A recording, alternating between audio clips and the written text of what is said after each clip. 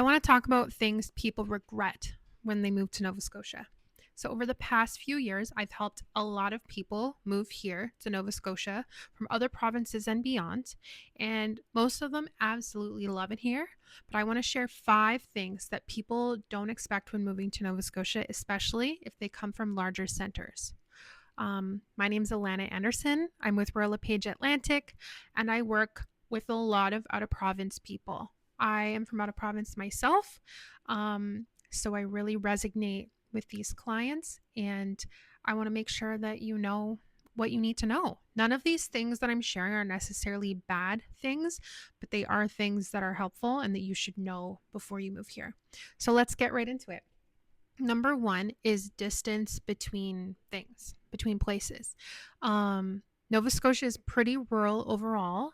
Cities like Halifax have everything you need close by, but once you move out of those main centers, things spread out pretty quickly. Um, some places are a little more isolated, like you would choose something more isolated because the price is lower, or maybe you're getting a larger amount of land or a bigger house. The farther and farther out you go from larger centers, the more affordable properties will get.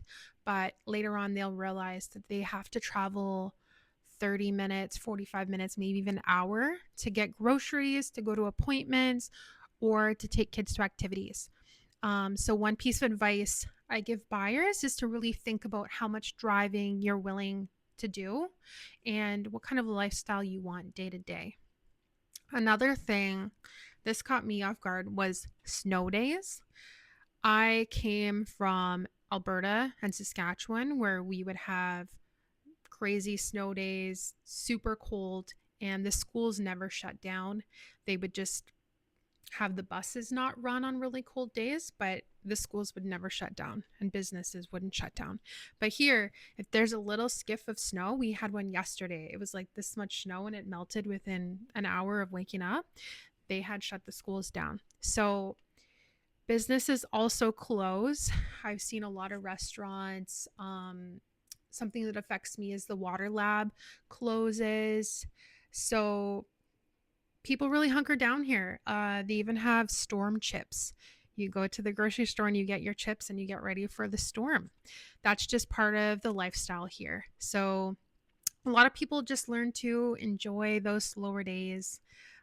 Get yourself a nice fireplace and just hunker down. Number 3 is healthcare wait times. So, healthcare comes up a lot for people that move here. It can be very difficult to get a family doctor right away. Some people are on a wait list for 1 to 2 years, and some people just don't expect that. Emergency room wait times are very, very long. The province has been working hard to improve access with things like primary care clinics and services like the Maple app, which allow you to speak to doctors online. So if you have a serious medical condition, it's definitely something that I would consider before moving here. Number 4 is rural living realities.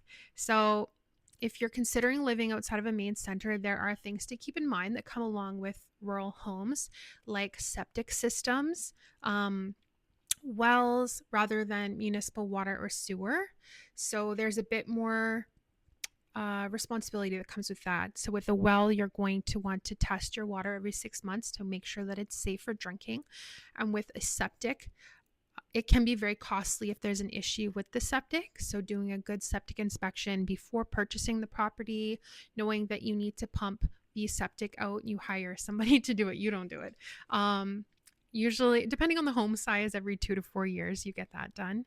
And then also internet availability can be an issue. I know that there are some new companies that make internet access available pretty much anywhere, but depending on what kind of work you do and if you work remotely, you want to be mindful of that. Another thing to be aware of is wildlife. Deer, coyotes, and ticks. Where I came from, we didn't have ticks. It got too cold, and here it was a big deal. I've become well acquainted with them. I always tell people I used to be so scared of spiders, and now spiders are small fries. Ticks are nasty. But I live in a neighborhood, and there are coyotes and deer. I can't have a garden. So none of these things are necessarily a deal breaker. It's just things to be aware of. And number 5 is the slower pace of life.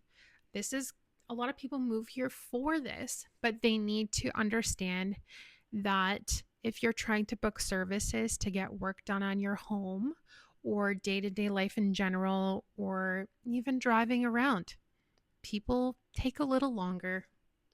So, if that's what you're into, then come on over. Um, so at the end of the day, despite these adjustments, a lot of people who move to Nova Scotia do fall in love with the lifestyle here. The scenery, the communities, the quality of life can be really special.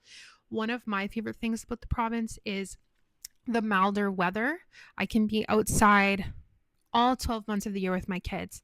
Um, we're coming from out west, you can't. It hurts your face. So I really like that. If you're thinking about making a move to Nova Scotia and you want some honest advice from somebody else that comes from away, about the market and different areas, please reach out to me. I'll have a Calendly link below. You can book a no obligation chat with me about the move. So and hit subscribe, pretty please. Thanks for watching.